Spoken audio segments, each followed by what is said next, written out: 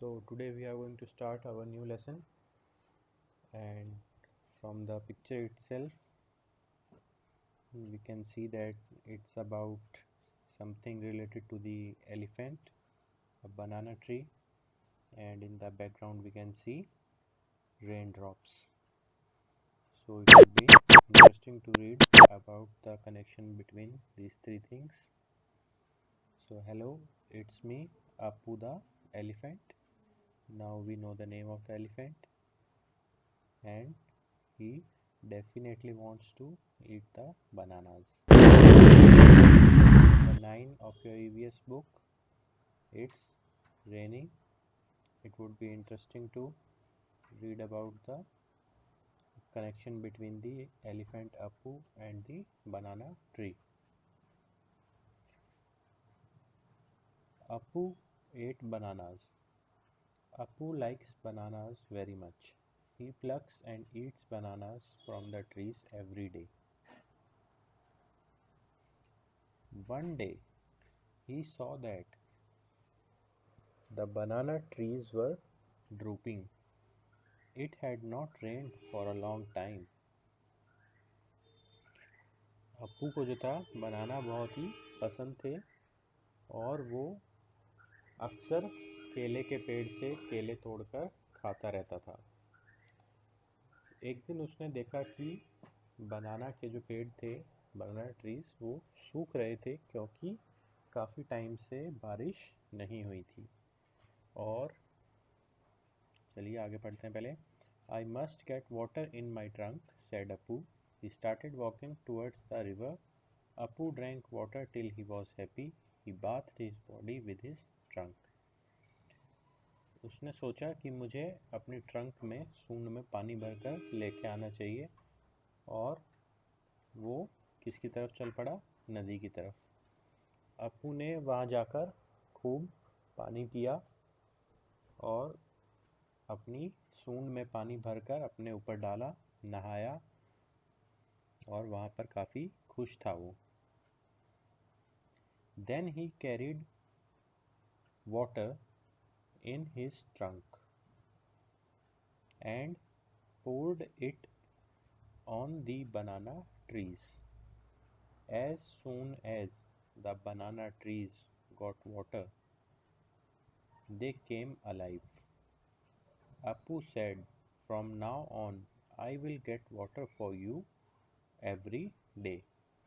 After all, you also gave me ripe and tasty bananas." अब अपू नदी में नहाने के बाद और जी भरकर पानी पीने के बाद अपनी ट्रंक में सूंड में पानी भरकर कहाँ आया? वापस उस बनाना ट्रीज के पास, और उन पर पानी छिड़का। जैसे ही उसने उन पर पानी डाला, पेड़ जो थे दे बिकेम अलाइव, वो फिर से जिंदा हो गए, ताज़ा हो गए।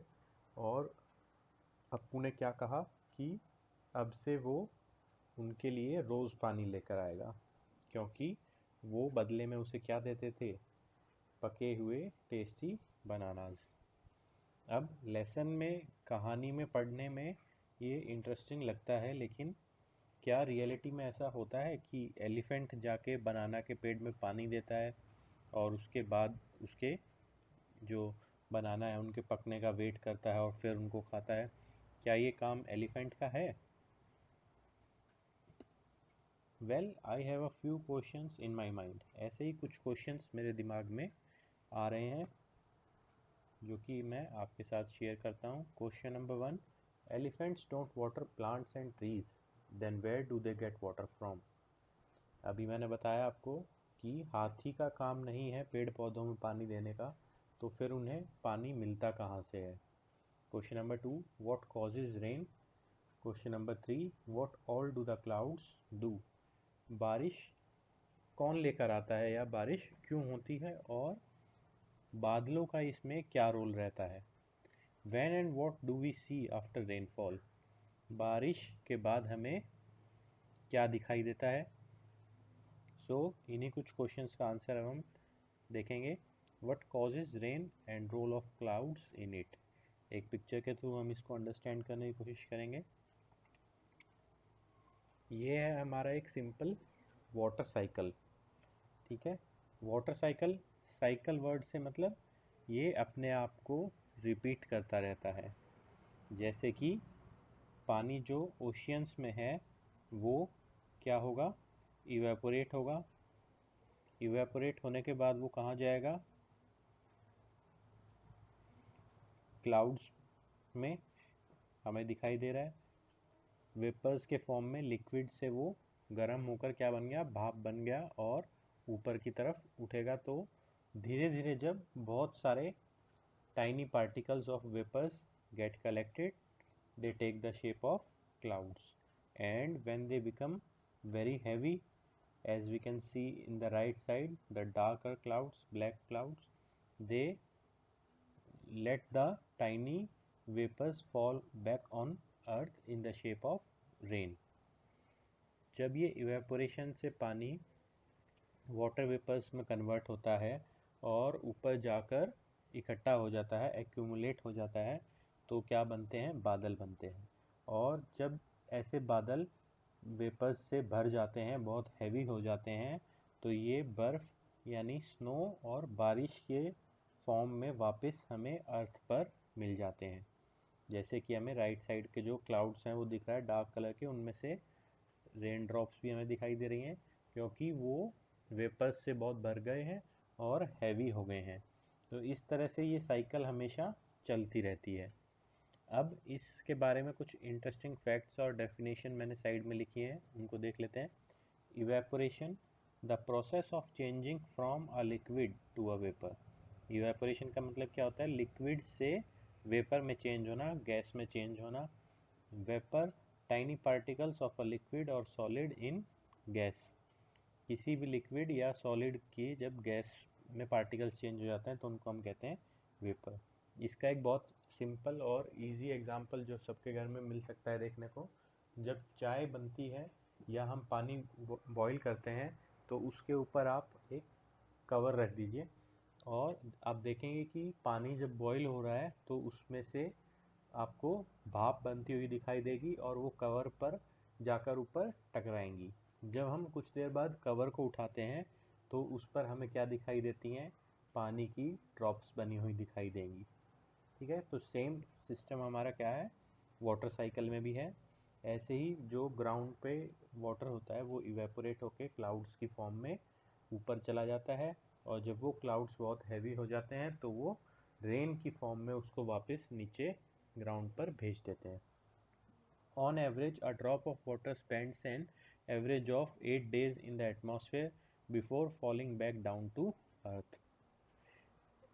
एक rain drop on and average 8 दिनों तक क्या रहती है, एटमॉस्फेयर में रहती है, बादल में रहती है, वापस नीचे ग्राउंड पर आने तक।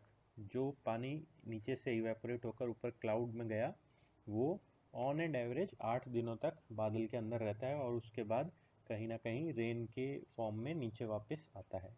ये एक एवरेज है, ज़रूरी नहीं है हमेशा 80 डेज रहेगा। Point number 4, maximum rainfall in 24 hour recorded in India was 1840 millimetre at Cherrapunji. आज तक की 24 घंटे में मैक्सिमम रेनफॉल जो हुई है इंडिया में वो कितनी हुई है, 1840 मिलीमीटर। कहाँ, चेरापूंजी। अब आप लोगों के लिए क्वेश्चन है कि चेरापूंजी कौन से स्टेट में है। आपको बताना है मुझे कि चेरापूंजी जो है कौन से स्टेट के अंदर है। When and what do we see after rainfall? बारिश के बाद हमें क्या दिखाई देता है। पिक्चर देखकर आप सभी आंसर समझ गए होंगे, ये क्या है, एक रेनबो। तो रेनबो में अलग अलग कलर्स होते हैं और किस ऑर्डर में ये होते हैं वो भी अभी हम देखेंगे। Sometimes when the sun is shining and it is rainy somewhere at the same time you can see a rainbow. जहाँ पर सिर्फ धूप निकली हुई है वहाँ हमें रेनबो नहीं दिखाई देगा, लेकिन जहाँ बारिश हो रही है या अभी अभी बंद हुई है ओके, उसके आसपास के एरिया में हमें क्या दिखाई दे सकता है, रेनबो दिखाई दे सकता है। क्योंकि सन की जो लाइट है उसे रेन ड्रॉप्स के थ्रू रिफ्लेक्ट करके जब हम देखते हैं तो ये एक रेनबो की शेप ले लेता है। The colours of the rainbow are violet, indigo, blue, green, yellow, orange, red. इन कलर्स को याद करने का शॉर्ट फॉर्म क्या है? विब ग्योर। वी से वॉयलेट, आई से इंडिगो, बी से ब्लू, जी से green, Y yellow, O orange, R red. Violet colour जो है वो रेनबो में सबसे नीचे की तरफ, उसके ऊपर इंडिगो, और सबसे ऊपर हमें कौन सा कलर दिखाई देगा? रेड। तो इस शॉर्ट फॉर्म से हम सभी कलर्स का नाम और उनका ऑर्डर भी याद रख सकते हैं। अब एक क्वेश्चन आपसे पूछता हूँ कि क्या हम रेनबो को टच कर सकते हैं? इसका आंसर आप मुझे कमेंट्स में बताएंगे नीचे लिख के। Can we touch a rainbow? So इस लेसन में इतना ही था। अगर आपको वीडियो अच्छी लगी हो तो इसको लाइक करें, शेयर करें और चैनल को सब्सक्राइब करें। Thank you.